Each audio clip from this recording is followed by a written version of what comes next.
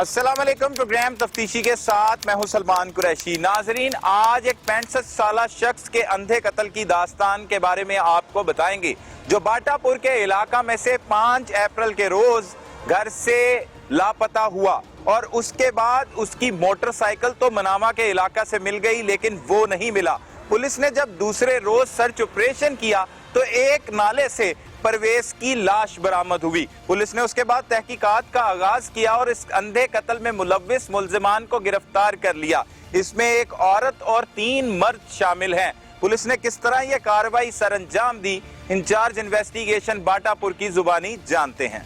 ناظرین، ہمارے ساتھ انچارج انویسٹیگیشن تھانہ باٹا پور مزد ہدایت موجود ہیں، جنہوں نے اغوا کے بعد قتل کی واردات کو ٹریس کیا ہے اور ملزمان کو گرفتار کر لیا۔ اس میں خاتون ملزمہ بھی شامل ہے۔ انہی سے جانتے ہیں کہ انہوں نے کس طرح سے یہ کارروائی کی اور قتل کے ملزمان جو اندھے قتل کی واردات میں پولیس کو مطلوب تھے انہیں کس طرح سے گرفتار کیا گیا۔ بہت شکریہ مظہر صاحب، آپ نے وقت دیا۔ مظہر صاحب، یہ واقعہ ہے کیا؟ تفصیلاً آگاہ کیجیے گا، کیا ہوا؟ 5 تاریخ کو چوتھے مہینے کے 5 اپریل کو کامران نامی بچہ آتا ہے۔ وہ کہتا ہے کہ میرے والد صاحب نہیں مل رہے۔ اپنے طور پہ انہوں نے ہاسپٹلس کو چیک کیا، مختلف تھانوں کو چیک کیا، لیکن انہیں کوئی ان کی شناخت نہیں ہو رہی تھی کہ وہ کدھر گئے۔ 6 تاریخ کو وہ آتے ہیں، اپلیکیشن ریٹرن دے دیتے ہیں کہ جی ہماری ایف آئی آر درج کی جائے کہ ہمارے والد کو کسی نے اغوا کر لیا۔ 365 کا پرچہ ہو جاتا ہے۔ انیشل طور پہ ہم لوگ کیا کرتے ہیں کہ کنٹرول پہ کال چلاتے ہیں کہ یہ بائک کا نمبر ہے اور یہ بزرگ کی حالت ہے، اس کا حلیہ یہ ہے۔ اچھا، اگر کسی تھانے میں اس کے متعلق کوئی انفارمیشن ہے تو ہمیں گائیڈ کرے، کیونکہ ہمارے واٹس ایپ گروپ بنے ہوئے ہیں، ہر ڈویژن کے الگ الگ پولیس کے سینئر افسران نے بنائے ہوئے ہیں۔ ان گروپس میں ہم اس کی پکچرز وغیرہ بھی شیئر کرتے ہیں۔ نام کیا ہوتا ہے؟ پرویز اختر نامی بندہ ہے، 60 سے 65 سال اس کی ایج ہے، باٹا پور کے رہائشی ہے، ہمارے تھانے کے رہائشی ہے۔ ٹھیک ہے۔ جب وہ انفارمیشن ہم شیئر کرتے ہیں تو ہمیں مناوا پولیس اسٹیشن سے پتہ چلتا ہے کہ اس کی بائک، اس نمبر کی بائک مناوا پولیس اسٹیشن کھڑی ہوئی ہے۔ جب مناوا پولیس اسٹیشن جاتے ہیں تو جو ڈیوٹی افسر ہے وہ بتاتا ہے کہ بسم اللہ سوسائٹی کی بیک سائڈ پہ ٹرپل روڈ ہے، وہاں پہ ایک جوہر میں گری ہوئی یہ بائک ہمیں ملتی ہے۔ وہاں پہ ہمارے ڈی ایس پی ذکر یوسف صاحب، ہمارے ایس پی کیپٹن اجمل، ہم ان کے نوٹس میں لاتے ہیں۔ ذکر یوسف صاحب ہمارے ساتھ جاتے ہیں، ہم جائے وقوع پہ جہاں سے بائک ملتی ہے اس کی سراؤنڈنگز میں اپنی نفری لے کے اس کو سرچ کرنا شروع کرتے ہیں۔ تو کوئی 30 سے 35 فٹ کے فاصلے پہ ہمیں ایک جوہر کے اندر باڈی مل جاتی ہے۔ اچھا، جب وارثان کو بلاتے ہیں، شناخت کرواتے ہیں تو وہ پرویز اختر کی ہوتی ہے، جس کا مقدمہ 365 کا ہمارے تھانہ باٹا پور میں درج ہو چکا ہوتا ہے۔ یہ کتنے دن بعد ہوتا ہے مظہر صاحب؟ فوری نیکسٹ ڈے۔ اچھا، 5 تاریخ کو آتے ہیں اور 6 تاریخ کو ہو جاتا ہے، ڈیڈ باڈی برآمد مل جاتی ہے، ہمیں ہو جاتی ہے۔ ہم اس کو مزید اپنے قبضہ میں لے کے پوسٹ مارٹم کے لیے بھیج دیتے ہیں۔ اس کے بعد انیشل تفتیش شروع ہو جاتی ہے۔ بالکل ٹوٹلی یہ بلائنڈ تھا، نامعلوم ڈیڈ باڈی ہمیں اس طرح ہوا کہ کسی نے اغوا کر لیا۔ پوسٹ مارٹم رپورٹ کرواتے ہیں۔ مین وائل ہم جو ہماری جدید ٹیکنالوجی کو استعمال کرنا شروع کرتے ہیں، CDRs وغیرہ ڈیٹا وغیرہ کلیکٹ کرتے ہیں، اس میں نمبرز کی انالیسس کر کے جو فیملی کے نمبر انہیں الگ کرتے ہیں، جو بائک کے نمبر وہ کرتے ہیں۔ 1-2 نمبر ایسے مشکوک تھے جن کو ہم مزید ان کی تفتیش ہم شروع کر دیتے ہیں، اس کا ڈیٹیل وغیرہ نکلواتے ہیں۔ ایک اور رفت نامی عورت کے نام کا نکلتا ہے۔ جب رفت نامی عورت کے نمبر کی ہم ڈیٹیل نکلواتے ہیں تو اس میں آتا ہے کہ وہ 5 سے 6 اور 6 سے آگے کنٹینیوسلی وہ 4-5 نمبر پہ بار بار انکمنگ آؤٹ گوئنگ ہو رہی، جیسے اس کی لائف میں ایک دم سے ہلچل مچ گئی ہے کہ کچھ ہو گیا ہے۔ وہ نمبرز پہ کانٹیکٹ کری جا رہی۔ ہم اس عورت کے پیچھے ہوتے ہیں، وہ اپنا گھر بار چھوڑ کے بھاگ جاتی ہے، نمبر کبھی آن کر دیتی ہے کبھی آف کر دیتی ہے۔ اچھا، پھر ہم یہ CDR مقتول کے نکلواتے ہیں، آپ وہاں سے نمبر ٹریس ہوتا ہے، CDR سے نمبر ٹریس ہوتا ہے اور آگے چل جاتا ہے کام۔ ٹھیک ہے۔ اس عورت کی CDR کو جب ہم لیتے ہیں تو اس کے جو بی پارٹیز ہوتی ہیں جو اس کے ساتھ اس ڈیٹ کو 5 سے لے کے آگے تک وہ بہت زیادہ رابطے میں ہوتے ہیں، ہم ان لوگوں کو پکڑتے ہیں، بی پارٹیز کو ہم پکڑتے ہیں۔ بی پارٹیز کو جب پکڑ کے لاتے ہیں رات کو، تو وہ انیشل سٹیج پہ تو وہ نہیں جانتے، کسی بات پہ نہیں آ رہے تھے۔ جب حقائق ان کے سامنے لاتے ہیں، ہم ڈیجیٹل طریقے سے ان کو چیزیں ان کے سامنے لا کے بتاتے ہیں بھی یہ کیا ہوا تھا، تو وہ مان جاتے ہیں۔ اچھا، تفتیش یہ کون ہوتے ہیں؟ یہ نگت کے آگے، یہ رفت کے آگے سوتیلا باپ ہے، اس کا بھائی اور اس کا ایک جاننے والا لطیف، وہ جن سے رابطہ کر یہ رہے جن کے ساتھ رابطہ کری تھی. جب ان کی تفتیش ہوتی ہے تو وہ یہ مان جاتے ہیں کہ ہاں ہوا یہ تھا کہ ہمیں رفت نے اپنے کسی جاننے والے کو گھر بلایا تھا. اس طرح کو ہم جب اس نے ہمیں کال کی کہ وہ بندہ گھر گر گیا تو ہم وہاں موقع پہ پہنچے. موقع پہ پہنچ کے ہم نے اس بندے کو پھر سوچا کہ اب ہم کیا کریں، تو ہم نے ایک ریڑا لیا، ریڑے کے اوپر پرالی ڈالی، پرالی کے اوپر باڈی ڈالی، باڈی کے اوپر پھر پرالی ڈالی اور فلاں جگہ ہم پھینک گئے. ہم نے کہا ہمیں اس جگہ پہ لے کے جاؤ. پھر ان لوگوں سے ہی ہم نے نشاندہی کروائی جو کہ درست ہوئی. بالکل انہوں نے درست. بائک وہیں کا سے ڈیڈ باڈی ملی تھی. وہیں سے ڈیڈ باڈی کا بھی انہوں نے بتا دیا اور وہیں سے انہوں نے ڈیڈ باڈی بائک کا بھی بتا دیا کہ یہاں پہ بائک پھینکی تھی، یہاں پہ ڈیڈ باڈی پھینکی تھی. اچھا اوکے ہو گیا. اس کے ساتھ انہوں نے ہمیں کسی اور طرح کے سامان کی کوئی بات نہیں بتائی. جب ہم وارثان کو بلاتے ہیں، اس کے بچوں کو بلاتے ہیں، وہ کہتے ہیں جی ایک بلیک کلر کا بیگ تھا، ان کی پاکٹ میں 70 سے 80 ہزار روپیہ کیش اور 3-3.5 لاکھ کے 2 چیک تھے. اچھا جو ان کے بیگ میں تھے اور ایک موبائل، باقی کو ان کی ڈاکومنٹس وغیرہ ان کے پاس ہوتے تھے. ایک بیگ وہ جو ہر وقت ہینگ کرتے تھے ساتھ، موبائل وہ پاکٹ میں ڈالتے تھے اور کیش ان کی پاکٹس میں تھا. جو کہ ڈیڈ باڈی کی ہم سرچ کرتے ہیں تو ہمیں کچھ نہیں ملتا.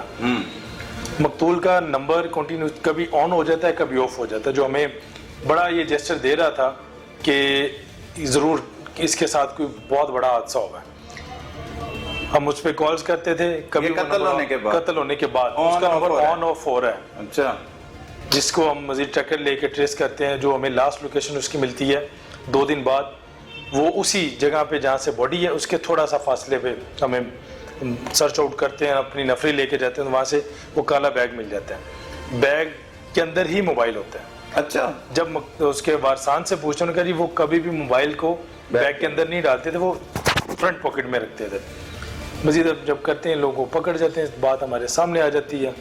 اچھا ابھی تک رفت نہیں پکڑی گئی؟ رفت نہیں پکڑی گئی. جب یہ لطیف وغیرہ یا آصف اور فدا پکڑے جاتے ہیں، ہم انہیں کہتے ہیں کہ اگر تم لوگ جس طرح بات بتا رہے ہو کہ وہ گھر آیا ہے، گھر آ کے وہ اس کو ہارٹ اٹیک ہوا یا کچھ بھی ہوا، وہ طبعی موت مر گیا ہے، تو چلو ان عورتوں کو بلا لو، پیش کروا دو، ان سے بات کر لیتے ہیں. ان کی بات کرواتے ہیں، بجائے کہ یہ بات کرنے کے کوڈ مارتے ہیں.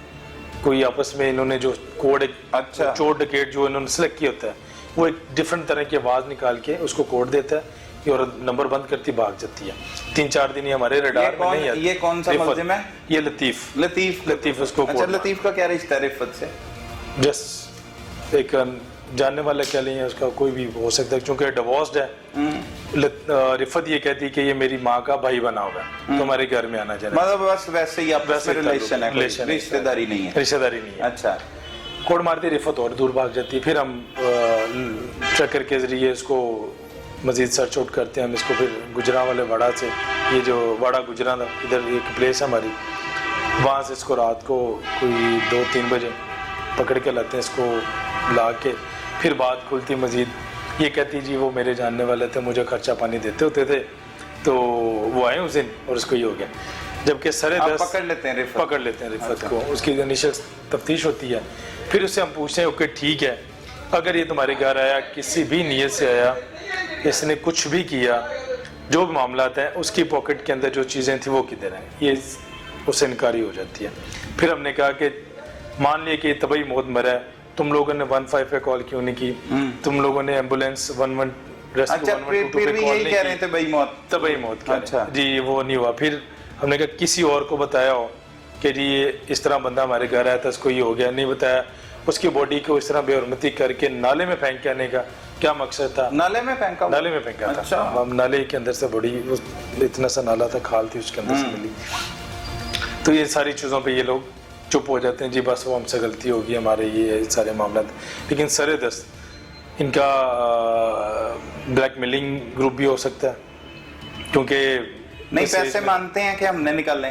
پیسے یہ نہیں مان رہے، لیکن ان کی پاکٹ سے ریکور ضرور ہو گئے. جو لطیف ہے اس کو جب ہم تفتیش کرتے ہیں تو پیسے اور آئی ڈی کارڈ ریکور کروا دیتا ہے. ریکور کرا دیتا ہے؟ وہ پیسے اور آئی ڈی ماننے بغیر ہی ریکور کرا دیتا ہے؟ نہیں لطیف تو پھر مان جاتا ہے. یہ عورت نہیں مان. اچھا عورت نہیں مان. چونکہ وہ اب اس سائٹ پہ آ گئی. کتنے پیسے لطیف کہتا ہے میں نے نکالے تھے؟ لطیف کے پاس سے جو نکلے ہیں وہ 30,000 سے اوپر، اور آئی ڈی کارڈ اس کا پرویز اختر کا ہمیں ریسیو ہو جاتا ہے. ابھی یہ انیشل تفتیش ہے، اس میں فرنزی کی رپورٹ فائنل ہوگی، حتمی ہوگی جس میں ہمیں یہ آئیڈیا ہوگا کہ اس کو کیا زہر خوانی ہوئی ہے یا اس کو ہارٹ اٹیک سے ہوا ہے, کیسے ہوا ہے. چونکہ یہ کہتی ہے کہ وہ گھر آیا تھا تو اس کو میں نے پانی پلایا.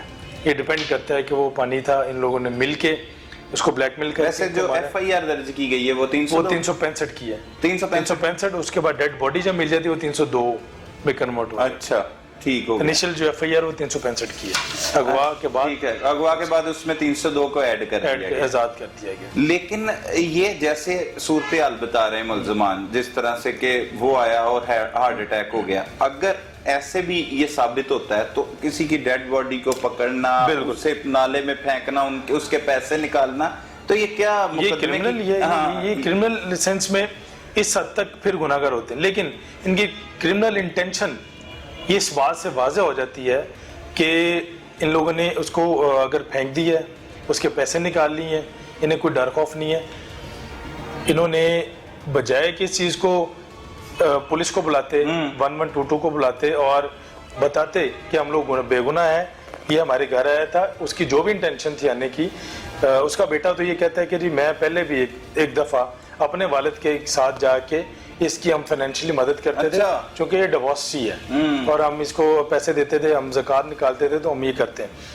لیکن اس عورت کا بیان ذرا اور طرح کا ہے. وہ کچھ اور کہتی ہے کہ میرے ساتھ اس کا کچھ, میں نے پوچھا کہ بھی تفتیش میں کہ کبھی تمہارے ساتھ کوئی فزیکل ریلیشن اس کا ہوا, کہتی نہیں ہوا. یہ چیز کو مانتی ہے, لیکن کہتی آیا وہ میرے ساتھ یہی کچھ کرنے تھا, جو کہ ایسا کوئی اس کے بیٹا اس چیز کو ڈینائی کرتا. وہ کہتا ہے جی ہمارے پاس میرے والد کے ساتھ میں خود جا کے اس کو پیسے دیتا تھا, کیونکہ غریب ہے. جب اس کا گھر دیکھا, واقعی بہت پسماندہ ہے, 2 کمروں کا چھوٹا سا گھر ہے اور کوئی آدھے مرلے کا کہنے کا ہے. تو اس طرح کے معاملات ہو بھی سکتے ہیں کہ ان کو نیڈی سمجھ کے وہ ان کو فائنینشلی سپورٹ کرتا ہو. 65 سال کا وہ بزرگ تھا. لیکن یہ بزرگ مقتول پرویز نام ہے, پرویز اختر, کیا کرتے تھے پرویز اختر صاحب؟ پرویز اختر باٹا پور فیکٹری میں ملازم تھے, جو ریسنٹلی وہاں سے ریٹائرڈ ہوا. ریٹائر ہونے کے بعد اس نے جنریٹرز کا کام کرنا شروع کیا. اچھا. وہاں پہ الیکٹریشین کے طور پہ کرتے تھے. تو اس کو یہاں سے ریٹائرمنٹ بھی ملی, کوئی 20-25 اکاؤنٹ میں بھی تھا, اس کی پاکٹ میں بھی ہارڈ کیش بھی ہوتا تھا.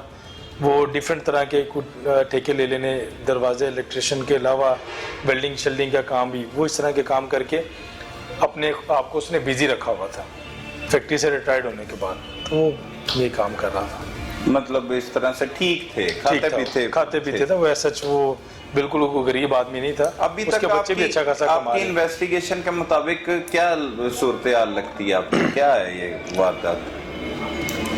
پوسٹ مارٹم رپورٹ کو اگر دیکھتے ہیں تو اس میں یہ بات سر دست تو کوئی وہ اس کے اوپر ٹارچر یا اس کی باڈی کے اوپر کوئی نشان نہیں ہے. اچھا, پوسٹ مارٹم رپورٹ میں یہ نہیں ہے, ابتدائی پوسٹ مارٹم. لیکن فورینسک کی رپورٹ میں یہ چیز آ جائے گی کہ کیا اس کو کوئی زہر خوانی دے کے اس کو لوٹنے کے, کیونکہ وہ ان کے بارے میں جو اس کے دوست تھے ان سے پوچھا گیا تو ان کا وہ تھوڑا سا جو شیخی مارتے تھے, بتاتے تھے میرے کو لینے پیسے آنے, میری جیب جیسٹا ملنے پیسے نے, وہ اس طرح کی بات کرتے تھے.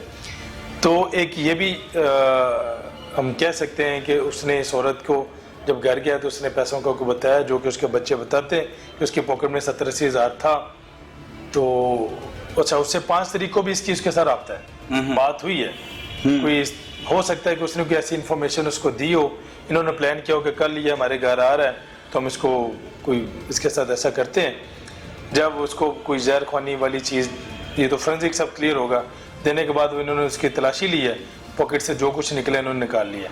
وہ بعد میں بزرگ کی پاکٹ سے نہیں نکلا, بعد میں انہوں نے باڈی اس کی پھینک دی. ہاں, اگر ان کی گڈ انٹینشن ہوتی ہے باڈی پھینکتے نا, اگر ان کے لالچ بیچ میں نہ ہوتا, اس کی پاکٹ خالی نہ ہوتی, پیسے پاکٹ کے اندر ہی ہوتے, اس کے بیگ کے اندر سارا کچھ ہوتا. چونکہ ان کی انٹینشن بیڈ تھی, انہوں نے پیسے نکالنے کے بعد اس کی باڈی پھینک دی. اچھا مظہر صاحب, مثال کے طور پہ جیسا یہ کہہ رہے ہیں, وہ حقیقت بھی نکل سکتی ہے. ابتدائی پوسٹ مارٹم رپورٹ بھی یہ کہتی ہے کہ وہ نہ ٹارچر ہوا ہے, نہ مطلب اس طرح سے کوئی نشانات پائے گئے ہیں. آگے بھی ہو سکتا ہے فرانسک میں بھی یہ آ جائے, لیکن جو انہوں نے جرم کی ہے پھر کیا سزا ملے گی؟ پھر یہ ایف آئی آر کہاں پہ بیس کرے گی؟ کیا 365 رہے گی, پھر 302 ختم ہو جائے گی؟ اور یہ اس میں ہم 201 ایجاد کریں گے.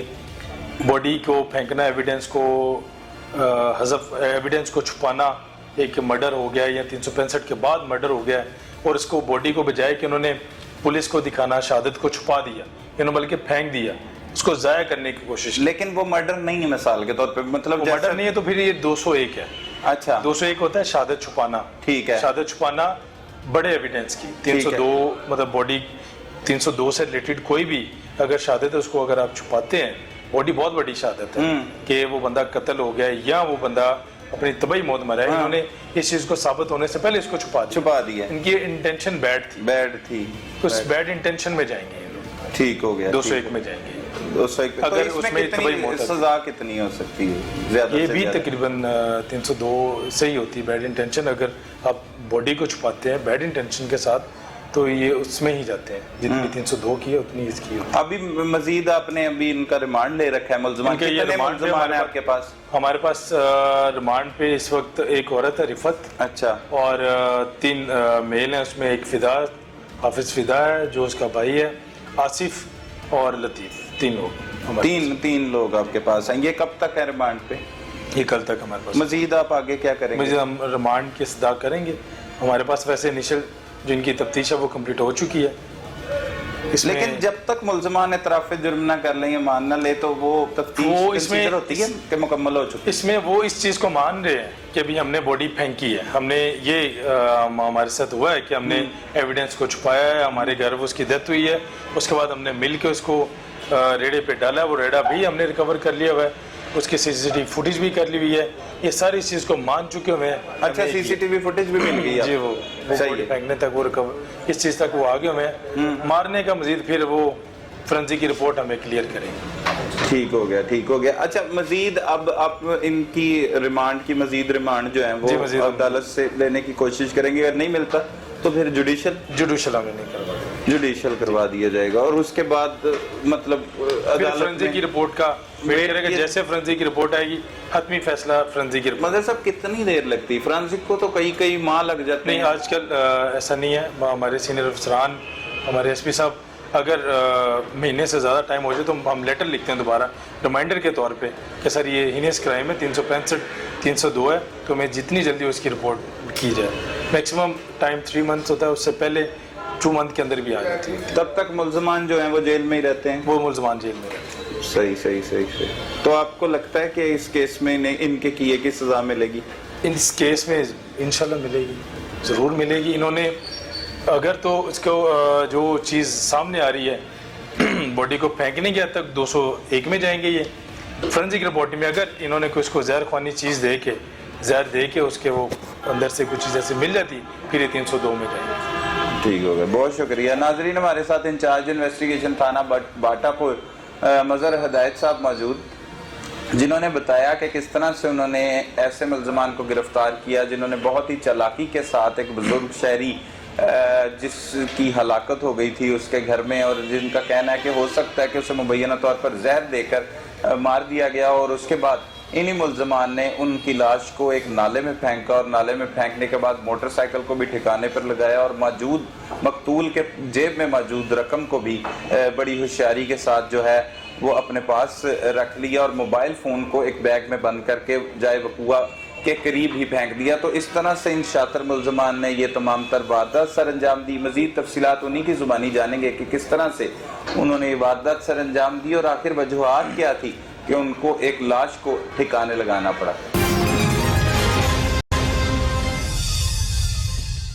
65 साला परवेज के कत्ल में मुलविस मुल्ज़मान की जानिब रुख करते हैं और उन्हीं से जानते हैं कि उन्होंने ये कत्ल की वारदात सरअंजाम कैसे दी और किस तरह से लाश को ठिकाने लगाया। मुल्ज़मान क्या कहते हैं आप खुद ही सुन लीजिए। की नाम है बेटा तेरा? हाफिज फिदा हुसैन। हाफिज फिदा हुसैन की लगदा है ओ खातून दा रिफत दा? छोटा भाई है? हाँ जी। अच्छा, ते किथे रहंदे हो? बाग वाली पुली विकास टाउन। बाग वाली पुली विकास टाउन। अब जानना है परवेज अख्तर? नहीं चाचा, नहीं जानते ही नहीं। क्यों? मैं चाचा मदरसे जाना वा, मैनू नहीं पता कौन सी कौन नहीं। मैं तो पढ़दा वा। अच्छा, किनवी? कुरान पाक हिफ्ज़। अच्छा, कुरान पाक हिफ्ज़ कर रहे हैं, ठीक है। ते क्यों फड़ लिया पुलिस ने तन? चाचू मैं इन्हां दे नाल रेड़े ते बैठ गया सी। किहड़े रेड़े ते? ਰੇੜੇ ਜਿਹਦੇ ਤੇ ਲਾਸ਼ ਨਾਲ ਲੱਦੀ ਸੀ। ਹਾਂ ਤੇ ਉਹ ਦੱਸ ਨਾ ਫਿਰ, ਉਹ ਕੀ ਉਦੋਂ ਤਾਂ ਜਾਣਦਾ ਨਹੀਂ ਤੇ ਲਾਸ਼ ਕਿੱਥੋਂ ਲੱਦੀ ਇਹਨਾਂ ਨੇ, ਕੀ ਹੋਇਆ? ਮੈਂ ਚਾਚੂ ਬਾਹਰ ਗਿਆ ਸੀ, ਘਰੋਂ ਬਾਹਰ ਸੀ ਮੈਂ ਉਸ ਦਿਨ, ਜਿਸ ਦਿਨ ਉਹ ਬਾਬਾ ਘਰ ਆਇਆ। ਹਾਂ ਤੇ ਮੈਂ ਘਰ ਆਇਆ ਮੈਂ ਤੇ ਵੇਖਿਆ ਕਿ ਅੱਗੇ ਜਿਹੜੇ ਇਹਨਾਂ ਬਾਬਾ ਅੰਦਰ ਰਹਿੰਦਾ ਸੀ ਘਰ ਪਹਿਲੇ ਵੀ? ਨਹੀਂ ਮੈਨੂੰ ਨਹੀਂ ਪਤਾ। ਅੱਛਾ। ਤੇ ਰਿਫਲਾਪੀ ਕਦੀ ਸਾਡੇ ਕੋਲ ਰਹਿੰਦੀ ਸੀ ਅੰਮੀ ਦੇ ਕੋਲ, ਕਦੀ ਅੱਬੂ ਕੋਲ ਚਲੇ ਜਾਂਦੀ ਸੀ। ਕਿੰਨੇ ਭੈਣ ਭਰਾ ਹੋ ਤੁਸੀਂ? ਅਸੀਂ 3 ਭੈਣਾਂ, ਮੈਂ ਇਕੱਲਾ ਭਰਾ ਹਾਂ। ਅੱਛਾ 3 ਭੈਣਾਂ। ਦੂਸਰੀ ਅੰਮੀ ਦੀ ਸ਼ਾਦੀ ਵਿੱਚ 2 ਭਾਈ ਨੇ ਛੋਟੇ। ਅੱਛਾ ਅੱਛਾ ਅੱਛਾ ਅੱਛਾ ਠੀਕ ਹੈ। ਤੇ ਹੁਣ ਕਿੱਥੇ ਆਈ ਸੀ ਤੇਰੀ ਆਪੀ? ਆਪਣੇ ਘਰ ਹੀ ਸੀ? ਨਹੀਂ ਉਹਦੇ ਤੇ ਇਹਨਾਂ ਆਪਣੇ ਨਾਲ ਘਰ ਨਹੀਂ, ਆਪਣੇ ਘਰ ਨਹੀਂ ਸੀ। ਅੱਛਾ। ਕਦੀ ਸਾਡੇ ਕੋਲ ਰਹਿੰਦੀ ਸੀ, ਕਦੀ ਸਾਡੇ ਕੋਲ ਮਿਲਣ ਆ ਜਾਂਦੀ ਸੀ, ਕਦੀ ਅੱਬੂ ਕੋਲ ਚਲੇ ਜਾਂਦੀ ਸੀ, ਅੱਬੂ ਦੇ ਕੋਲ। ਤੇ ਜਿਸ ਦਿਨ ਇਹ ਵਾਕਿਆ ਬਣਿਆ ਉਸ ਦਿਨ ਮੈਂ ਘਰ ਨਹੀਂ ਸੀ ਹੈ। ਉਸ ਦਿਨ ਮੈਂ ਬਾਹਰ ਚ ਆਇਆ, ਭਾਈ ਕੋਈ ਵੀ ਨਹੀਂ ਸੀ ਘਰ, ਉਹ ਕੱਲੀ ਆਪੀ ਘਰ ਸੀ। ਤੇ ਉਹਨੇ ਪਹਿਲੇ ਭਾਈ ਆ ਰਾਮਪੁਰੇ ਪਹਿਲੇ ਭਾਈ ਘੋੜਾ ਫੇਰਨ ਗਿਆ ਸੀ, ਇੱਥੋਂ ਲੰਘਿਆ ਡਿਆਲੀ ਪਿੰਡ ਤੋਂ। ਘੋੜਾ ਫੇਰਨ? ਹਾਂਜੀ, ਅਸੀਂ ਰੇਸ ਕੋਰਸ ਦਾ ਘੋੜਾ ਰੱਖਿਆ। ਅੱਛਾ, ਚਲਾਉਂਦੇ ਉਹਨੂੰ? ਹਾਂਜੀ, ਚਲਾਉਂਦੇ ਵਗੈਰਾ, ਦੌੜ ਵਗੈਰਾ। ਅੱਛਾ। ਤੇ ਘੋੜਾ ਭਾਈ ਫੇਰ ਕੇ ਤੇ ਸਵੇਰ ਦੇ ਟਾਈਮ ਆਇਆ। ਕਿਹੜਾ ਭਾਈ? ਆਸ ਭਾਈ ਇਹ ਵੱਡਾ ਭਰਾ ਹੈ ਤੇਰਾ? ਨਹੀਂ, ਮਤਰਿਆ ਵਾਲਾ ਦੇ ਵਾਸਤੇ ਅਸੀਂ ਭਾਈ ਕਹਿੰਦੇ। ਅੱਛਾ ਅੱਛਾ। ਤੇ ਘੋੜਾ ਫੇਰ ਕੇ ਆਇਆ ਤੇ ਬਾਹਰ ਨਾਸ਼ਤਾ ਲੈਣ ਚਲੇ ਗਿਆ। ਮੰਮੀ USB ਫੜੀ ਹੈ ਤੇ ਬੱਚੇ ਜ਼ਿੱਦ ਕਰਦੇ ਪਏ ਸੀ, ਮੈਂ ਕਿਹਾ ਚਲੋ ਕਾਰਟੂਨ ਭਰਾਉਣ ਜਾਣਾ ਵਾ। ਮੈਂ ਬਾਗ ਵਾਲੀ ਬੋਲੀ ਤੋਂ ਕਾਰਟੂਨ ਭਰਾਉਣ ਆਇਆ ਵਾ। ਤੇ ਬਾਹਰ ਚੋਂ ਭਾਈ ਦੱਸਦੇ ਪਏ ਸੀ ਕਿ ਉਹ ਆਪੀ ਨੇ ਨਾ ਭਾਈ ਨੂੰ ਫੋਨ ਕੀਤਾ, ਭਾਈ ਨਾਸ਼ਤਾ ਲੈਣ ਆਇਆ। ਤੇ ਭਾਈ ਨੂੰ ਉਹਨੇ ਕਿਹਾ ਕਿ ਇਸ ਤਰ੍ਹਾਂ ਘਰ ਨਾ ਮਸਲਾ ਬਣ ਗਿਆ ਤੇ ਘਰ ਆ। ਭਾਈ ਨੇ ਕਿਹਾ ਕੀ ਹੋਇਆ? ਉਹਨੇ ਕੁਛ ਨਹੀਂ ਦੱਸਿਆ। ਉਹਨੇ ਕਿਹਾ ਜਲਦੀ ਘਰ ਆ। ਭਾਈ ਨਾਨ ਲੈਂਦਾ ਪਿਆ ਸੀ ਉੱਥੇ ਸਾਡੇ ਤੋਂ ਨੂਰੇ, ਭਾਈ ਨੇ ਨਾਨ ਵੀ ਨਹੀਂ ਲਏ, ਪੈਸੇ ਫੜਾ ਕੇ ਤੇ ਭਾਈ ਫਟਾਫਟ ਘਰ ਆ ਗਿਆ। ਪਤਾ ਨਹੀਂ ਕੀ ਬਣਿਆ। ਘਰ ਜਾ ਕੇ ਵੇਖਿਆ ਤੇ ਬਾਬਾ ਜਿਹੜਾ ਨਾ ਕਮਰੇ ਵਿੱਚ ਡਿੱਗਾ ਸੀ। ਤੇ ਮੇਰੇ ਤੋਂ ਪਹਿਲੇ ਭਾਈ ਚਲੇ ਗਿਆ ਸੀ ਘਰ, ਮੈਨੂੰ ਬਾਹਰ ਚ ਪਤਾ ਲੱਗਾ। ਤੂੰ ਕਿੱਥੇ ਸੀ? ਮੈਂ USB ਲੈ ਕੇ ਬਾਹਰ ਗਿਆ ਸੀ ਦੁਕਾਨ ਤੇ। ਉਦੋਂ ਬਾਬਾ ਨਹੀਂ ਆਇਆ? ਨਹੀਂ, ਉਦੋਂ ਜਦੋਂ ਮੈਂ ਗਿਆ ਉਸ ਤੋਂ ਮੇਰੇ ਤੋਂ ਬਾਅਦ ਹੀ ਆਇਆ, ਮੈਨੂੰ ਤੇ ਇਹਨਾਂ ਨੇ ਦੱਸਿਆ। ਅੱਛਾ। ਤੇ ਭਾਈ ਆਇਆ ਘਰ, ਭਾਈ ਨੇ ਕਿਹਾ ਕੀ ਮਸਲਾ ਬਣਿਆ, ਕੀ ਹੋਇਆ? ਉਹਨੇ ਇੰਜ ਹੀ ਦੱਸਿਆ। ਉਹਨੇ ਕਿਹਾ ਮੇਰੀ ਸਲਾਮ ਦੁਆ ਸੀ, ਮੈਨੂੰ ਵੀ ਨਹੀਂ, ਸਾਨੂੰ ਕਿਸੇ ਨੂੰ ਵੀ ਨਹੀਂ ਸੀ ਪਤਾ, ਸਾਨੂੰ ਮਿਲਣ ਆਈ ਸੀ ਸਾਡੇ ਘਰ, ਅੰਮੀ ਦੇ ਕੋਲ ਆਈ ਸੀ। ਅੱਗੇ ਪਿੱਛੇ ਵੀ ਅਕਸਰ ਮਹੀਨੇ ਬਾਅਦ ਜਾਂ 2 ਹਫ਼ਤਿਆਂ ਬਾਅਦ ਆਉਂਦੀ ਹੈ, ਫਿਰ ਚਲੀ ਜਾਂਦੀ ਅੱਬੂ ਕੋਲ। ਤੇ ਉਹਨੇ ਆ ਕੇ ਦੱਸਿਆ, ਉਹਨੇ ਕਿਹਾ ਇਸ ਤਰ੍ਹਾਂ ਮੇਰੀ ਸਲਾਮ ਦੁਆ ਸੀ, ਘਰ ਕੋਈ ਵੀ ਨਹੀਂ ਸੀ ਆਇਆ। ਤੇ ਮੈਂ ਨਾ ਬਾਬਾ ਮੇਰਾ ਵਾਕਿਫ ਸੀ ਤੇ ਮੈਂ ਬਾਬੇ ਦੇ ਕੋਲ ਜਿਹੜਾ ਨਾ ਬਾਬਾ ਮੈਨੂੰ ਪਤਾ ਨਹੀਂ ਖਰਚਾ ਖੁਰਚਾ ਦੇਣ ਆਇਆ, ਕੀ ਕਰਨ ਆਇਆ। ਬਾਬਾ ਆਇਆ ਘਰ ਤੇ ਇਸ ਤਰ੍ਹਾਂ ਹੀ ਬੈਠਾ ਵੀ ਨਹੀਂ ਤੇ ਡਿੱਗ ਗਿਆ, ਉਹਦੇ ਮੂੰਹ ਵਿੱਚੋਂ ਪੀਲਾ ਪਾਣੀ ਨਿਕਲਿਆ। ਉਹਨੇ ਆਪ ਹੀ ਨਹੀਂ ਦੱਸਿਆ, ਮੈਨੂੰ ਨਹੀਂ ਪਤਾ ਸੀ। ਤੇ ਉਹਨੂੰ ਇਸ ਤਰ੍ਹਾਂ ਤੂੰ ਇਹ ਆ ਗਿਆ ਕਿ ਨਹੀਂ? ਨਹੀਂ ਹਜੇ ਮੈਂ ਨਹੀਂ ਆਇਆ। ਅੱਛਾ, ਇਹ ਫਿਲਮ ਭਰਵਾ ਰਹੇ? ਹਾਂਜੀ, ਦੁਕਾਨ ਤੇ ਗਿਆ। ਠੀਕ। ਤੇ ਉਹ ਡਿੱਗਾ, ਉਹਦੇ ਮੂੰਹ ਵਿੱਚੋਂ ਪੀਲਾ ਪਾਣੀ ਨਿਕਲਿਆ, ਇਸ ਤਰ੍ਹਾਂ ਇਹਨਾਂ ਦੱਸਿਆ। ਤੇ ਬਾਹਰ ਚੋਂ ਭਾਈ ਘਰ ਸੀ ਉੱਥੇ, ਉਹਨਾਂ ਫਿਰ ਭਾਈ ਨੇ ਜਿਹੜੀ ਗੱਲ ਵੀ ਬਾਹਰ ਚੋਂ ਇਹਨਾਂ ਨੂੰ ਪਤਾ, ਅੱਗੋਂ ਮੈਨੂੰ ਨਹੀਂ ਪਤਾ। ਮੈਂ ਬਸ ਤੂੰ ਆਇਆ ਤੇ ਕੀ ਵੇਖਿਆ ਤੂੰ? ਜਦੋਂ ਮੈਂ ਘਰ ਗਿਆ ਵਾਂ, ਅੰਦਰ ਵੇਖਿਆ ਸਾਹਮਣੇ ਕਮਰੇ ਵਿੱਚ ਬਾਬਾ ਡਿੱਗਾ ਸੀ, ਆਪੀ ਕੱਲੀ ਘਰ ਸੀ। ਤੇ ਮੈਂ ਵੇਖਿਆ ਤੇ ਮੈਂ ਕਿਹਾ ਕੀ ਹੋਇਆ? ਕਹਿੰਦੀ ਅੰਜਨ ਬਾਬਾ ਆਇਆ ਤੇ ਮੇਰੀ ਸਲਾਮ ਦੁਆ ਸੀ, ਤੈਨੂੰ ਪਤਾ ਨਹੀਂ ਡਿੱਗਾ ਕੀ ਹੋਇਆ ਕੀ ਨਹੀਂ। ਮੈਂ ਬੜਾ ਪਰੇਸ਼ਾਨ ਹੋ ਗਿਆ। ਮੈਂ ਬਾਹਰ ਇੱਥੇ ਗਲੀ ਵਿੱਚ ਬਾਹਰ ਚਾਰਪਾਈ ਡੱਠੀ ਸੀ, ਮੈਂ ਉੱਥੇ ਬਹਿ ਗਿਆ। ਤੇ ਬਾਹਰ ਚੋਂ ਭਾਈ ਆਇਆ, ਭਾਈ ਨੇ ਫਿਰ ਜਿਹੜਾ ਨਾ ਮਾਮੂ ਨੂੰ ਫੋਨ ਕੀਤਾ। ਭਾਈ ਨੇ ਉਹ ਮਾਮੂ ਨੂੰ ਫੋਨ ਕੀਤਾ ਤੇ ਮਾਮੂ ਆਇਆ। ਮਾਮੂ ਵੇਲੀ ਪੱਠੇ ਕੁਤਰਦਾ ਪਿਆ ਸੀ। ਮਾਮੂ ਆਇਆ ਤੇ ਇਹਨਾਂ ਨੇ ਬਾਹਰ ਚੋਂ ਅੱਗੋਂ ਜਿਹੜੀ ਗੱਲ ਕੀਤੀ, ਅੱਗੋਂ ਮੈਨੂੰ ਨਹੀਂ ਪਤਾ। ਮੇਰੀ ਬਸ ਇੰਨੀ, ਮੈਂ ਰੇੜੇ ਦੇ ਦੁਕਾਨ ਤੇ ਗਿਆ ਸੀ, ਮੈਨੂੰ ਇਹ ਵੀ ਨਹੀਂ ਪਤਾ ਇਹਨਾਂ ਰੇੜੇ ਤੇ ਲੱਦਿਆ ਕੀ ਕੀਤਾ ਕੀ ਨਹੀਂ। ਮੈਂ ਰੇੜੇ ਦੇ ਨਾਲ ਬਹਿ ਗਿਆ ਵਾਂ। ਇਹਨਾਂ ਮੈਨੂੰ ਕਿਹਾ ਕਿ ਰੇੜੇ ਤੇ ਜਿਹੜਾ ਨਾ ਪਰਾਲੀ ਲਾਉਣ ਜਾਣੀ ਵੇਲੀ ਤੇ ਆਇਆ। ਮੈਂ ਕਿੰਨੀ ਉਮਰ ਹੈ ਤੇਰੀ? ਮੇਰੀ 14 ਸਾਲ। ਕੀ ਨਾਂ? ਹਾਫਿਜ਼ ਫਿਦਾ ਹੁਸੈਨ। ਹਾਫਿਜ਼ ਫਿਦਾ ਹੁਸੈਨ। ਹਾਫਿਜ਼ ਕਰ ਲੈ? ਕਰਦਾ ਪਿਆ ਜੀ। ਅਜੇ ਕਰ ਰਿਹਾ? ਹਾਂਜੀ। ਤੇ ਕੀ ਹੋਇਆ? ਕੁਛ ਨਹੀਂ ਪਤਾ ਲੱਗਾ ਹੁਣ ਤੱਕ? ਨਹੀਂ ਪਤਾ ਲੱਗਾ ਕੀ ਹੋਇਆ? ਨਹੀਂ, ਹੁਣ ਤੇ ਪਤਾ ਲੱਗਾ ਕਿ ਪਤਾ ਲੱਗਾ ਬਾਬੇ ਨੂੰ ਅਟੈਕ ਹੋਇਆ ਤੇ ਜਿਹੜਾ ਉੱਥੇ ਬਾਬੇ ਨੂੰ ਅਟੈਕ ਹੋਇਆ ਤੇ ਇਹਨਾਂ ਰੇੜੇ ਤੇ ਪਾ ਕੇ ਤੇ ਲੱਦ ਕੇ ਬਾਹਰ ਸੁੱਟਾ ਹੈ। ਤੁਸੀਂ ਕਿਉਂ ਫੜੇ ਗਏ? ਅਗਰ ਅਟੈਕ ਹੋਇਆ ਤੁਸੀਂ ਕਿਉਂ ਫੜੇ ਗਏ? ਫਿਰ ਪਤਾ ਨਹੀਂ, ਅਸੀਂ ਡਰ ਗਏ ਸੀ ਬੜਾ। ਜਿਹੜਾ ਨਾ ਅਸੀਂ ਘਰ ਬਾਬਾ ਆਇਆ ਤੇ ਅਸੀਂ ਡਰ ਗਏ ਸੀ ਬਹੁਤ। ਡਰ ਦੀ ਵਜ੍ਹਾ ਤੋਂ ਫੜੇ ਗਏ? ਹਾਂਜੀ। ਸਿਰਫ ਨਹੀਂ, ਅਸੀਂ ਬਾਬੇ ਨੂੰ ਰੇੜੇ ਤੇ ਲੱਦਿਆ ਇਹਨਾਂ ਨੇ ਤੇ ਮੈਂ ਨਾਲ ਬਹਿ ਗਿਆ ਰੇੜੇ ਤੇ ਅਸੀਂ ਮੋਟਰਸਾਈਕਲ ਸੀ, ਉਹਦੀ ਨਾਲ ਮੋਬਾਈਲ ਸੀ ਟੱਚ ਬੈਗ ਦੇ ਵਿੱਚ, ਨਾਲ ਉਹਦੇ ਕੋਈ ਪਤਾ ਨਹੀਂ ਕਾਗਜ਼ ਸੀ ਕੀ ਸੀ। ਉਹ ਵੀ ਉੱਥੇ ਇਹਨਾਂ ਨੇ ਸੁੱਟ ਦਿੱਤੇ ਸੀ, ਮੋਟਰਸਾਈਕਲ ਵੀ ਉੱਥੇ ਖਿਲਾਰਤੀ ਤੇ ਬਾਬੇ ਨੂੰ ਉੱਥੇ ਨੱਤ ਪਿੰਡ ਹੈਗਾ ਬਾਬਾ ਸ਼ਾਹ ਦਰਬਾਰ, ਉਹ ਤੋਂ ਥੋੜੇ ਅੱਗੇ ਇਹਨਾਂ ਨੂੰ ਲਟਾਤਾ ਸੀ ਸੜਕ ਤੇ। ਸੁੱਟਿਆ ਹਾਂਜੀ। ਖਾਲੇ ਦੇ ਵਿੱਚ ਸੁੱਟ ਨਹੀਂ, ਹਾਂ ਸੜਕ ਤੇ ਲਟਾਤਾ। ਸੜਕ ਤੇ ਲਟਾਇਆ ਤੇ ਪੁਲਿਸ ਨੇ ਤੇ ਲਾਸ਼ ਖਾਲੇ ਜੋ ਗੱਡੀ ਮੁझे तो नहीं पता, ਇਹਨਾਂ ਨੇ ਸੜਕ ਰੇੜ ਕੇ ਚਲਾ ਗਿਆ ਨਾ ਉੱਥੋਂ ਕਿ ਸੜਕ ਦੇ ਉੱਤੇ ਹਾਂਜੀ ਸਾਫ਼ ਸੜਕ ਸੀ ਨਹੀਂ ਕੱਚੀ ਸੜਕ ਸੀ, ਜਿਹੜਾ ਨਾ ਇੱਕ ਨਾਲੇ ਦੇ ਕਿਨਾਰੇ ਤੇ ਲਟਾਤਾ। ਨਾਲੇ ਦੇ ਕਿਨਾਰੇ। ਹਾਂਜੀ ਸਹੀ ਸਹੀ।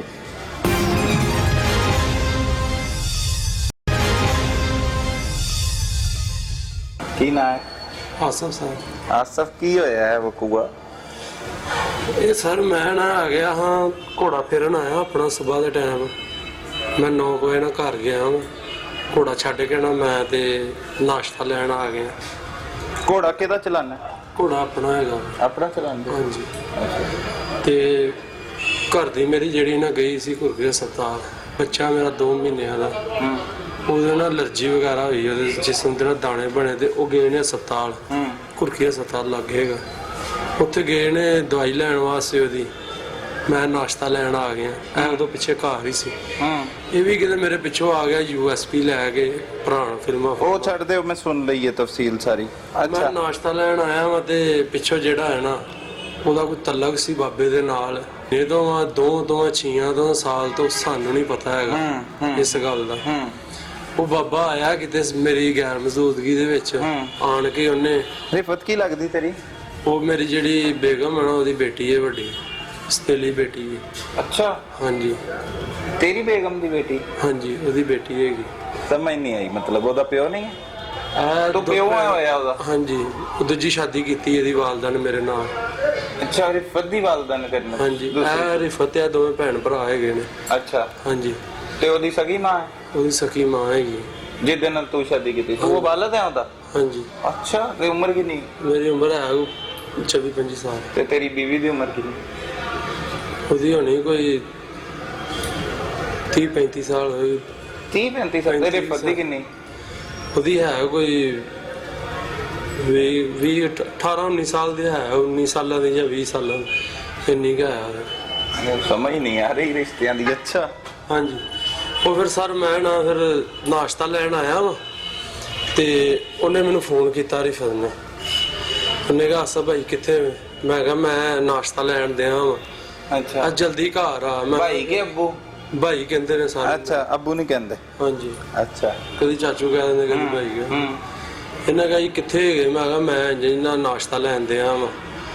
ਨਾਸ਼ਤਾ ਇਹਨੇ ਕਿਹਾ ਨਾਸ਼ਤਾ ਇਹ ਮੈਂ ਲੈਣ ਸਾਲਨ ਲੈ ਲਿਆ ਇੱਥੋਂ ਰਾਮਪੁਰ, ਨਾਨ ਆਪਣੇ ਨਜ਼ਦੀਕ ਲੈਂਦੇ ਆ ਚੌਂਕ ਦੇ ਵਿੱਚ। ਉਹਨੇ ਕਿਹਾ 1 ਮਿੰਟ ਜਲਦੀ ਘਰ ਆ। ਰੋਂਦੀ ਨੇ ਫੋਨ ਕੀਤਾ। ਮੈਂ ਨਾਨ ਵੀ ਨਹੀਂ ਲਏ, ਮੈਂ ਉੱਥੇ ਛੱਡ ਕੇ ਤੇ ਚਲਾ ਗਿਆ ਘਰ। ਘਰ ਜਾ ਕੇ ਵੇਖਿਆ ਤੇ ਨਾ ਵਿਹੜੇ ਵਿੱਚ ਕੋਈ ਸ਼ੈ ਨਹੀਂ, ਵਿਹੜੇ ਵਿੱਚ ਕੋਈ ਨਹੀਂ, ਤੇ ਰੋਂਦੀ ਉੱਚੀ ਉੱਚੀ। ਮੈਂ ਕਿਹਾ ਕੀ ਹੋਇਆ? ਤੇ ਪਰਦਾ ਚੁੱਕ ਕੇ ਹੋਇਆ ਤੇ ਮੈਂ ਡਰ ਗਿਆ। ਮੈਂ ਕਿਹਾ ਕੌਣ ਹੈ ਬਾਬਾ? ਅੱਜ ਮੇਰੀ ਸਲਾਮ ਦੁਆ ਵਾਲਾ ਬੰਦਾ ਸੀ ਤੇ ਮੈਂ ਇਹਨਾਂ ਮੇਰੀ ਸਲਾਮ ਦੁਆ ਹੈਗੀ, ਮੈਨੂੰ ਖਰਚਾ ਖੁਰਚਾ ਦਿੰਦਾ ਸੀ। ਠੀਕ ਹੈ, ਪਤਾ ਨਹੀਂ ਮਿਲੇ ਨੇ ਗਿਲੇ ਨੇ, ਕਿੱਥੇ ਮਿਲੇ ਨੇ, ਕਿੱਥੇ ਲੰਬਰ ਲਿਆ, ਕੀ ਰੋਲਾ ਕੀ ਨਹੀਂ, ਇਸ ਗੱਲ ਦਾ ਸਾਨੂੰ ਨਹੀਂ ਪਤਾ ਹੈਗਾ। ਉਹਨੇ ਕਿਹਾ ਜੀ ਮੈਨੂੰ ਮਿਲਣ ਆਇਆ ਵਾ, ਇੰਜ ਤੁਸੀਂ ਘਰ ਨਹੀਂ ਸੀ ਆ। ਮੈਂ ਚੁੱਪ ਕਰਕੇ ਸੱਦਿਆ, ਇਹ ਆਣ ਕੇ 2 ਮਿੰਟ ਵੀ ਨਹੀਂ ਖਲੋਤਾ ਤੇ ਤੜਫਣ ਲੱਗ ਪਿਆ। ਤੇ ਕਹਿੰਦੀ ਮੈਂ ਸਗੋਂ ਨਾ ਪਾਣੀ ਲੈ ਕੇ ਆਈ ਆ ਲਾਗੇ, ਪਾਣੀ ਮੂੰਹ ਤੇ ਪਾਇਆ ਵਾ। ਉਹਨੇ ਡੇ ਨੂੰ ਕਹਿੰਦੇ ਖੱਟਾ ਪਾਣੀ ਮੂੰਹ 'ਚ ਨਿਕਲਿਆ, ਉਹਦੇ ਬਾਬਾ ਮਰ ਗਿਆ, ਫੌਤ ਹੋ ਗਿਆ। ਇਹ ਗੱਲਾਂ ਉਹਨੇ ਮੈਨੂੰ ਦੱਸੀਆਂ ਨੇ। ਮੈਂ ਉੱਥੇ ਨਾ ਡਰਦਾ ਹੀ ਬਾਹਰ ਬਹਿ ਗਿਆ, ਗਟਰ ਹੈਗਾ ਸੀ ਉਹਦੇ ਉੱਤੇ ਬਹਿ ਗਿਆ। ਮੈਂ ਕਿਹਾ ਕੀ ਕਰਤਾ, ਛੋਟੇ ਛੋਟੇ ਬੱਚੇ ਨੇ ਮੇਰੇ, ਤੇ ਤੂੰ ਤੇ ਮੈਂ ਤੁਹਾਡਾ ਸਹਾਰਾ ਬਣਿਆ ਨਾ ਸਾਰਿਆਂ ਦਾ, ਤੇ ਤੁਸੀਂ ਮੇਰਾ ਹੀ ਬੇੜਾ ਗਰਕ ਕਰ ਦਿੱਤਾ। ਆ ਕੀ ਚੱਕਰ ਚਲਾਇਆ ਜੀ? ਕਿੰਨੇ ਬੱਚੇ ਤੇਰੇ? ਮੇਰੇ 2 ਬੇਟੇ ਨੇ ਮੇਰੇ। ਅਲੱਗਾ ਇਹਦੇ ਤੋਂ ਇਲਾਵਾ? ਹਾਂਜੀ, 2, ਇੱਕ ਹੈਗਾ 5 ਸਾਲਾਂ ਦਾ ਤੇ ਇੱਕ ਹੈਗਾ ਇਹਨਾਂ ਦੀ ਅੰਮੀ ਚੋਂ? ਹਾਂਜੀ। ਅੱਛਾ। ਇੱਕ ਹੈਗਾ 3 ਕੁ ਮਹੀਨਿਆਂ ਦਾ। ਅੱਛਾ, ਠੀਕ ਹੈ। ਫੇਰ ਇੰਨੀ ਗੱਲ ਹੋਈ ਤੇ ਸਰ ਮੈਂ ਨਾ ਨੂੰ ਪੁੱਛਿਆ ਕੌਣ, ਕਿੱਥੋਂ ਦਾ ਰਹਿਣ ਵਾਲਾ, ਮੈਨੂੰ ਐਡਰੈਸ ਦੱਸ ਜਾਂ ਮੈਂ ਉਹਨਾਂ ਵਾਰਸਾਂ ਦੇ ਘਰ ਚਲਾ ਜਾਣਾ। ਉਹਨੇ ਕਿਹਾ ਜੀ ਇਹ ਵੀ ਨਹੀਂ ਪਤਾ ਹੈਗਾ ਕਿੱਥੋਂ ਦਾ ਰਹਿਣ ਵਾਲਾ, ਸਿਰਫ ਫੋਨ ਤੇ ਮੇਰੀ ਸਲਾਮ ਦੁਆ ਸੀ। ਤੇ ਮੈਂ ਫਿਰ ਉਹਨੂੰ ਕਿਹਾ ਮੈਂ ਕਿਹਾ ਹੁਣ ਇਹਦਾ ਕੀ ਕਰਨਾ ਵਾ? ਉਹਨੇ ਫਿਰ ਉਹਨੇ ਡੇਰ ਨੂੰ ਜਿੰਨੀ ਡੇਰ ਨੂੰ ਮੈਂ ਉੱਥੇ ਬੈਠਾ ਵਾਂ ਘਰ ਹੀ, ਹਜੇ ਬਾਅਦ ਵਿੱਚ ਫਿਰ ਉਹਨੇ ਫੋਨ ਕਰਤਾ ਭਾਜੀ ਨੂੰ। ਉਹ ਭਾਜੀ ਆ ਗਏ ਨੇ, ਫਿਰ ਇਹਨਾਂ ਨੇ ਸੱਦਿਆ, ਉਹਦੀ ਫੋਨ ਤੇ ਗੱਲ ਭਾਜੀ ਦੇ ਨਹੀਂ ਨਾਲ ਨਹੀਂ ਹੋਈ। ਨਹੀਂ ਨਹੀਂ, ਫਿਰ ਤੂੰ ਅੱਗੇ ਦੱਸ, ਫਿਰ ਕੀ ਗੱਲ ਹੋਈ? ਤੂੰ ਬਹਿ ਗਿਆ ਜਦੋਂ, ਫਿਰ ਕੀ ਹਾਂਜੀ। ਸੋਚਿਆ? ਕੀ ਸੋਚਿਆ? ਕੁਛ ਵੀ ਤੂੰ ਨਹੀਂ ਆਪਣਾ ਸੋਚਿਆ, ਦੱਸ। ਮੈਂ ਬੈਠਾ ਰਿਹਾ ਮੈਂ ਫਿਰ ਚੁੱਪ ਕਰਕੇ। ਉਹਨੇ ਡੇਰੇ ਦੀ ਵਾਲਦਾ ਹੀ, ਉਹਦੀ ਵਾਲਦਾ ਨੂੰ ਦੱਸਿਆ, ਮੈਂ ਕਿਹਾ ਇਹ ਕੰਮ ਹੋਇਆ ਵਾ ਘਰ। ਇਹਦੀ ਵਾਲਦਾ ਜਿਹੜੀ ਉਹਨੂੰ ਮਾਰਨ ਲੱਗ ਪਈ ਚਪੇੜਾ। ਉਹਨੇ ਕਿਹਾ ਜੀ ਇਹ ਕੌਣ, ਕਿੱਥੋਂ ਦਾ ਆਇਆ, ਕੀ ਸਾਡੇ ਗੱਲ ਸਿਆਪਾ ਪਾਤਾ ਹੈ। ਇੰਨੀ ਗੱਲ ਹੋਈ ਹੈ ਤੇ ਇਹ ਗੱਲ ਨੂੰ 15 ਕੁ ਮਿੰਟ ਹੋਏ ਨੇ। ਇਹਦੀ ਵਾਲਦਾ ਦੇ ਆਉਣ ਤੋਂ ਪਹਿਲਾਂ ਹੀ ਉਹਨਾਂ ਭਾਜੀ ਨੂੰ ਫੋਨ ਕਰਤਾ, ਉਧਰੋਂ ਵਾਲਦਾ ਦੀ ਆ ਗਈ। ਇਹ ਭਰਾ ਬਣਿਆ ਮੇਰਾ। ਆ ਤੇਰਾ ਭਰਾ? ਹਾਂਜੀ ਭਰਾ ਬਣਿਆ, ਨਾਲ ਦੀ ਫੋਨ ਕਿਹਨੇ ਮੇਰੀ ਕੀਤਾ? ਰਿਫਤ ਨੇ ਕੀਤਾ ਸੀ ਇਹਨੇ। ਤੇਰੇ ਪੱਦਾ ਕੀ? ਹਾਂਜੀ ਰਿਫਤ ਦਾ ਇਹ ਇਹਨਾਂ ਦਾ ਮਾਮਾ ਬਣਿਆ ਵਾ, ਇਹਨਾਂ ਦੀ ਅੰਮੀ ਦਾ ਭਰਾ ਬਣਿਆ ਵਾ। ਅੰਮੀ ਦਾ ਭਰਾ ਹੈ? ਹਾਂਜੀ। ਅੱਛਾ ਅੱਛਾ ਅੱਛਾ ਅੱਛਾ। ਕਿੱਥੇ? ਘੋੜੀਆਂ ਵੇਚਦੇ ਆ ਲਿਆ ਕੇ ਮੈਂ, ਤੇ ਉੱਥੋਂ ਫਿਰ ਇਹਨਾਂ ਨੇ ਅੱਛਾ ਚੱਲ ਫੋਨ ਕਰਤਾ, ਫਿਰ ਇਹ ਆ ਗਿਆ। ਇਹਦਾ ਕੀ ਨਾਮ ਹੈ? ਲਤੀਫ। ਲਤੀਫ ਆ ਗਿਆ। ਫਿਰ ਭਾਜੀ ਉੱਥੇ ਫਿਰ ਅਸੀਂ ਕਿਹਾ ਹੁਣ ਕੀ ਕਰਨਾ ਹੈਗਾ, ਡਰ ਗਏ, ਨਾ ਪੁਲਿਸ ਨੂੰ ਦੱਸਿਆ, ਨਾ 15 ਤੇ ਕਾਲ ਕੀਤੀ, ਨਾ ਅਸੀਂ ਐਂਬੂਲੈਂਸ ਨੂੰ ਸੱਦਿਆ। ਇੰਨੀ ਦੇਰ ਚ ਇਹ ਵੀ ਆ ਗਿਆ ਸੀ ਹਾਫਲ? ਹਾਂਜੀ ਫਿਰ ਬਾਅਦ ਚ ਇਹ ਆ ਗਿਆ ਸੀ। ਅੱਛਾ। ਇਹਨੂੰ ਦੇ ਅੰਦਰ ਬਹਿਣ ਹੀ ਨਹੀਂ ਦਿੱਤਾ ਹੈਗਾ, ਇਹ ਬੱਚਾ ਹੈ। ਤੇ ਫਿਰ ਤੇ ਆਪਸ ਚ ਕੀ ਗੱਲਾਂ ਕੀਤੀਆਂ ਫਿਰ? ਗੱਲ ਇਹੋ ਹੀ ਕੀਤੀ, ਇਹਦਾ ਹੁਣ ਕੀ ਕਰਨਾ ਵਾ। ਤੇ ਫਿਰ ਅਸੀਂ ਸੋਚਿਆ ਚਲੋ ਨਹੀਂ ਤੇ ਫਿਰ ਕਿਤੇ ਨਜ਼ਦੀਕ ਇਹਨੂੰ ਲੰਮੇ ਪਾ ਆਨੇ ਆ। ਨਹੀਂ ਕਿਉਂ, ਪੁਲਿਸ ਨੂੰ ਅਗਰ ਕੋਈ ਬੰਦਾ ਮਰ ਗਿਆ ਕਿਸੇ ਦੇ ਘਰ ਤੇ ਪੁਲਿਸ ਨੂੰ ਦੱਸ ਦਵੋ ਆ ਕੇ ਕਿ ਉਹ ਹਾਰਟ ਅਟੈਕ ਨਾਲ ਮਰਿਆ, ਉਹ ਲੈ ਜਾਣਗੇ, ਈਜ਼ੀ ਹੋ ਜਾਏਗਾ। ਉਹ ਸਰ ਬਸ ਇਸੇ ਗੱਲ ਤੋਂ ਡਰ ਗਏ ਸਹੀ, ਕਿਹਾ ਇਹਦਾ ਹੁਣ ਕੀ ਕਰੀਏ ਅਸੀਂ। ਮਾਰਿਆ ਰਲ ਕੇ ਮਾਰਿਆ? ਨਹੀਂ ਮਰਿਆ ਨਹੀਂ ਸਰ, ਅਸੀਂ ਨਹੀਂ ਮਾਰਿਆ। ਤੇ ਫਿਰ ਦੱਸ ਨਾ ਕੀ ਹੋਈਆਂ ਗੱਲਾਂ ਸਾਰੀਆਂ? ਉਹਨੂੰ ਇਹੀ ਗੱਲ ਇਹ ਕੀਤੀ ਹੈ, ਭਾਜੀ ਨੇ ਵੀ ਆਣ ਕੇ ਬਹਿ ਕੇ, ਅਸੀਂ ਡਰਦਿਆਂ ਕਿਹਾ ਨਹੀਂ ਕਿਹਾ ਜੇ ਪੁਲਿਸ ਨੂੰ ਸੱਦਿਆ ਤੇ ਤਾਂ ਵੀ ਸਾਡੇ ਤੇ ਪੈ ਜਾਣਾ ਵਾ। ਜੇ ਐਂਬੂਲੈਂਸ ਲੈ ਕੇ ਆਈ, ਲੈ ਕੇ ਗਏ ਤੇ ਉਹਨਾਂ ਕਹਿਣਾ ਜੀ ਇਹਨਾਂ ਦੇ ਘਰੋਂ ਖੜਿਆ ਤੇ ਬੰਦਾ ਮਰਿਆ, ਲੈ ਕੇ ਚੱਲੇ। ਤੇ ਮੈਂ ਪੁਲਿਸ ਆਣੀ ਹੈ ਤੇ ਫਿਰ ਜ਼ਾਹਰ ਹੈ ਕੇਸ ਸਾਡੇ ਤੇ ਬਣਨਾ ਵਾ।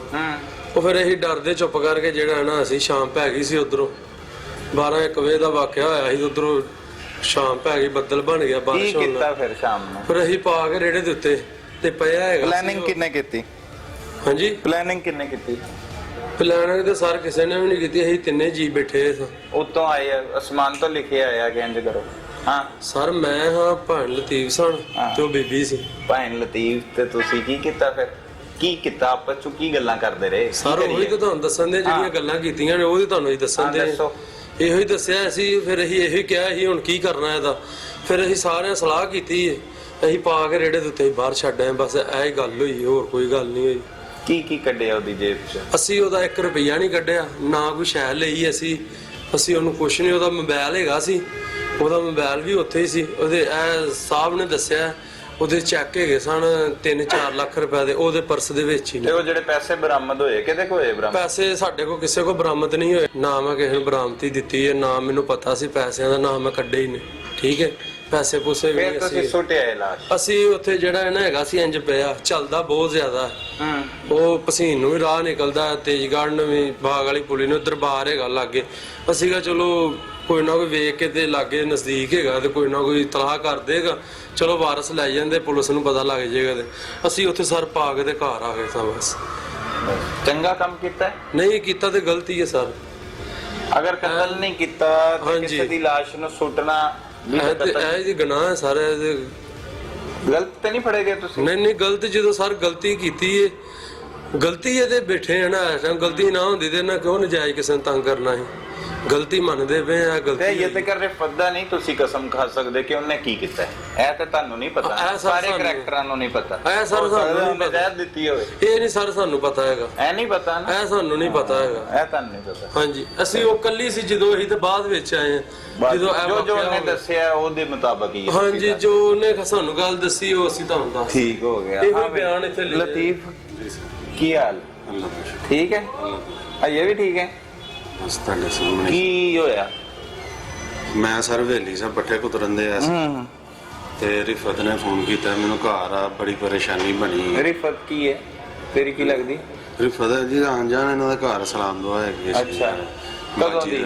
ਮੈਨੂੰ ਸਾਲ ਹੋ ਗਿਆ। ਅੱਛਾ ਸਹੀ ਹੋ ਗਿਆ। ਕਰੀਬ ਹੀ ਰਹਿਣਾ ਘਰ ਦੇ? ਨਹੀਂ ਮੈਂ ਭਗਵਾਨਪੁਰੇ ਰਹਿਣਾ। ਅੱਛਾ, ਹਵੇਲੀ ਮੇਰੀ ਮਰਲ ਮਾੜੀ ਗੰਜਿਆਂ ਦੇ ਚੌਂਕ। ਹਵੇਲੀ ਤੇਰੀ? ਹਾਂਜੀ। ਕਿਸ ਚੀਜ਼ ਦੀ? ਮੱਝਾਂ ਰੱਖੀਆਂ। ਅੱਛਾ, ਮੱਝਾਂ ਰੱਖੀ। ਸਹੀ। ਤੇ ਮੈਨੂੰ ਫੋਨ ਇਹਨਾਂ ਨੇ ਕੀਤਾ, ਕਰੀ ਨਹੀਂ ਰਾਈ। ਅੱਛਾ ਰਾਈ, ਠੀਕ। ਫੋਨ ਕਰੀ ਜਾਂਦੇ, ਮੈਂ ਪੱਠੇ ਕੁਤਰਨ ਦੇ ਪਹਿਲੇ ਨਹੀਂ ਚੁੱਕਿਆ, 8-10 ਕਾਲਾਂ ਆਈਆਂ। ਮੈਂ ਪੱਠੇ ਕੁਤਰਨ ਦੇ ਆ, ਫਿਰ ਮੈਂ ਅਖੀਰ ਚੁੱਕਿਆ ਤੇ ਇਹਨਾਂ ਦੇ ਰੋਣ ਦੀ ਸਾਰਿਆਂ ਦੀ ਆਵਾਜ਼ ਆਈ ਤੇ ਮੈਂ ਕਿਹਾ ਪਤਾ ਨਹੀਂ ਕਿੰਨੀ ਕੁ ਪਰੇਸ਼ਾਨੀ ਘਰ ਆ, ਬੜੀ ਪਰੇਸ਼ਾਨੀ ਬਣੀ ਹੋਈ। ਮੈਂ ਉੱਥੇ ਹੀ ਪੱਠੇ ਛੱਡੇ ਨੇ ਤੇ ਮੈਂ ਆ ਗਿਆ। ਤਕਰੀਬਨ 20-25 ਮਿੰਟ ਲੱਗਦੇ ਨੇ ਮੈਨੂੰ ਆਉਣ ਲੱਗੇ। ਆ ਗਿਆ ਘਰ। शादीशुदा है? ਹਾਂਜੀ ਸਰ, कितने बच्चे? ਮੇਰੇ 4 ਬੱਚੇ। अच्छा, फिर आ गए? ਮੈਂ ਘਰ ਆਇਆ ਤੇ ਇਧਰ ਬਾਜੀ ਹਰਾਂ ਕੋਲ ਬਹਿ ਗਿਆ। ਮੈਂ ਕੀ ਹੋਇਆ ਦੱਸੋ ਸਹੀ, ਕੀ ਪਰੇਸ਼ਾਨੀ ਬਣੀ? ਰਿਫਤ ਨੇ ਮੈਨੂੰ ਜਾ ਕੇ ਵਾਇਆ, ਕਹਿੰਦੀ ਮੈਂ ਕਿਹਾ ਕੀ ਇਹ ਇੰਜਨ ਬਾਬੇ ਹੋਣੀ ਆਏ ਸੀ ਤੇ ਡਿੱਗੇ ਨੇ ਤੇ ਤੜਫਣ ਲੱਗ ਪਏ ਤੇ ਮੌਤ ਹੋ ਗਈ ਇਹਨਾਂ ਦੀ। ਮੈਂ ਕਿਹਾ ਹੁਣ ਦੱਸੋ ਕੀ ਕਰਨਾ? ਮੈਂ ਦੱਸ ਕੀ ਕਰਾਂ ਹੁਣ? तो पूछा नहीं की लैन आए थे? ਮਿਲਣ ਆਏ ਸੀ, ਕਹਿੰਦੇ ਜੀ ਸਾਨੂੰ ਮੈਨੂੰ ਖਰਚਾ ਦਿੰਦੇ ਨੇ। ਬੰਦੇ ਕੋ ਨਹੀਂ ਨਾ ਰਹਿੰਦੀ, ਤਕਰੀਬਨ 7-8 ਮਹੀਨੇ ਜਾਂ ਸਾਲ ਲਾ ਲਓ ਬੰਦੇ ਕੋ ਨਹੀਂ ਰਹਿੰਦੀ। बच्चे गए थे? ਹਾਂਜੀ, ਕਿੰਨੇ? ਇੱਕ ਬੇਟੀ ਇੱਕ ਬੇਟਾ ਹੈ। अच्छा, 2 बच्चे। ठीक है, फिर? ਮੈਂ ਉੱਥੇ ਬੈਠੇ ਆ। ਫਿਰ ਉੱਥੇ ਬਹਿ ਕੇ ਫਿਰ ਆਈ ਇਹਨਾਂ ਨਾਲ ਸਲਾਹ ਹੋਈ ਕਿ ਇਹਨੂੰ ਰਾਤ ਨੂੰ ਨਾ ਪਾ ਕੇ ਜਿਹੜੇ ਦੇ ਬਾਹਰ ਛੱਡ ਆਵਾਂ। ਫਿਰ ਮੈਂ ਉੱਥੋਂ ਚਲਾ ਗਿਆ। ਫਿਰ ਮੈਂ ਜਾ ਕੇ ਡੰਗਰਾਂ ਨੂੰ ਪੱਠੇ ਪੁੱਠੇ ਪਾਏ, ਡੰਗਰ ਚੋਏ ਦੁੱਧ ਭਵਾਨਪੁਰੇ ਦੇ ਕੇ ਫਿਰ ਫੋਨ ਆਉਣ ਲੱਗ ਪਿਆ। ਮੈਂ ਫਿਰ ਆ ਗਿਆ ਇੱਥੇ। ਫਿਰ ਅਸੀਂ ਰੇੜੇ ਤੇ ਪਾਇਆ ਤੇ ਸਾਰਾ ਫਿਰ ਬਾਹਰ ਛੱਡ ਤਾਂ ਫਿਰ ਘਰ ਆ ਗਏ। बस ਮੇਰੇ ਨਾਲ ਸਾਰਾ ਹੈ। कोई अकल वाली गल किसी ने भी नहीं की? सारे ही बेवकूफ हो हैं? ਹਾਂਜੀ ਸਰ, ਬੇਵਕੂਫੀ ਹੋਈ ਸਰ ਬੜੀ ਵੱਡੀ। तो क्यों, मतलब उन्होंने कत्ल अगर नहीं किया तो किसी ने नहीं किया कि अगर तू मारिया नहीं है तो किहड़ी डरन दी लोड़ हैगी है? पुलिस ਨੂੰ ਬੁਲਾਣੇ ਆ ਜਾਂ ਦੇ ਘਰ ਵਾਲਿਆਂ ਨੂੰ ਬੁਲਾ ਲੈਣੇ? ਇਹ ਤਾਂ ਸਰ ਨਹੀਂ ਅਕਲ ਵਾਲੀ ਗੱਲ ਹੋਈ ਤੇ ਜਿੱਥੇ ਪਹੁੰਚੇ ਹਾਂ। ਕਿਉਂ? ਉਸ ਟਾਈਮ ਸਰ ਨਹੀਂ ਸਮਝ ਆਈ ਇਹਨਾਂ ਦੇ ਨਾਲ ਜਿਸ ਤਰ੍ਹਾਂ ਵਿੱਚ ਕਈ ਘੰਟੇ ਤੁਹਾਨੂੰ ਸੋਚਣ ਦਾ ਮੌਕਾ ਮਿਲਿਆ ਫਿਰ ਵੀ ਨਹੀਂ? ਨਹੀਂ ਤੇ ਕੀ ਲੱਗਦਾ ਤੈਨੂੰ ਉਹ ਸਹੀ ਸਟੋਰੀ ਸੁਣਾਉਂਦੀ ਰਿਫਤ? ਸਾਰੇ ਦੇ ਹੁਣ ਅੱਲਾ ਜਾਣਦਾ ਜਾਂ ਉਹ ਜਾਣਦਾ, ਉਹ ਜਾਣਦੀ। ਲੇਕਿਨ ਤੁਸੀਂ ਮਦਦ ਕਰਤੀ ਉਹਦੀ ਹਾਂਜੀ ਸਰ, ਤੇ ਹੁਣ ਸਜ਼ਾ ਹੋਣੀ ਚਾਹੀਦੀ ਤਾਂ? ਅਸੀਂ ਇਹਦੇ ਹੁਣ ਹੋਏਗੀ ਸਰ, ਜਿਹੜਾ ਕੀਤਾ ਗੁਨਾਹ ਦੀ ਸਜ਼ਾ ਤੇ ਮਿਲੇਗੀ। ਇਹਦੇ ਅੱਲਾ ਅੱਲਾ ਵੀ ਮਿਲਦੀ ਹੈ ਤੇ ਇੱਥੇ ਵੀ ਮਿਲੇਗੀ ਸਰ। चलो, परवेज कत्ल हुआ या हार्ट अटैक हुआ ये कहना कबलज वक्त है, क्योंकि पुलिस अभी तक मसरूफे तफ्तीश है। लेकिन मुल्ज़िमान ये तो एतराफ कर चुके हैं कि उन्होंने लाश को ठिकाने लगाया। क्या उन्हें लाश ठिकाने लगाने की वजह से सजा मिल पाएगी? क्या फ्रांसिक जल्द अज जल्द ये रिपोर्ट तैयार करेगा ताकि मुल्ज़िमान को करार वाक़या सजा दी जा सके? अपने इर्द गिर्द होने वाले जुर्म को फौरी 15 पर रिपोर्ट कीजिए। अपने मेजबान सलमान कुरैशी को इजाजत दीजिए। अल्लाह निगहबान।